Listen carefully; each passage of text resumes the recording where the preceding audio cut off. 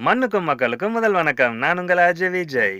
நேர்களே, இன்னைக்கு பேச போற டாபிக் என்னன்னு பார்த்தீங்கன்னா, பயப்படாம கேளுங்க. ஏன்னா டாபிக்கே பயம்தான். ஆமாங்க.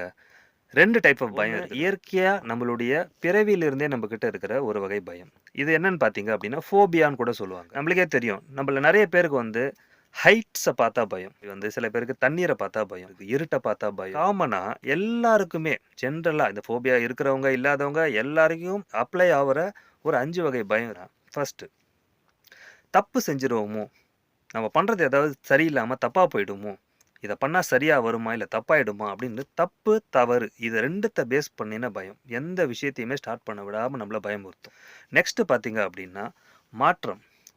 சேஞ்ச் ஆவறதுக்கு நம்ம அதிகமா பயப்படலாம். ஒரு சாப்பாடு விஷயமா இருந்தா கூட, கரெக்ட்டா ஒரு 7 மணிக்கெல்லாம் நம்ம காலையில சாப்பிடுற டைப் அப்படின்னா, ஒரே ஒரு நாள் அது 8 மணிக்கு மாறப்போகுதுன்னா கூட நம்மளுக்கு ஒரு பயம். புதுசா வந்து நம்ம ஆஃபீஸ்ல வந்து ஒரு மேனேஜர் வரப்போறாரு அப்படின்னா, அவர் யாரு, என்ன, எதுன்னே தெரியாது. அது ஒரு மாற்றம். ஏற்கனவே இருந்தவர் கூட நம்ம ரொம்ப கேஷுவலா, ஃப்ரீயா இருந்திருப்போம், ஃப்ரெண்ட்லியா இருந்திருப்போம். ஆனா புதுசா வரவர் நம்மள்கிட்ட ரொம்ப ரூடா இருப்பாரோ, அப்படி இருப்பாரோ, இப்படி இருப்பாருன்னு பயம். மாதிரி பார்த்தீங்கன்னா, 3வது வந்து தோல்வி பயம்.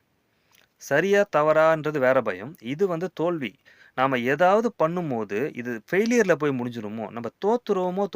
அது எது வேணா இருக்கலாம். ஒரு எக்ஸாமா இருக்கலாம், ஒரு ஸ்போர்ட்ஸா இருக்கலாம். இன்னொன்னு வந்து காரணமே இல்லாத பயம். ஏன்? எதுக்கு? அப்படின்ற விஷயமே இருக்காது. இதுக்கு முன்னாடியாவது 2, 3 காரணம் சொன்னேன்.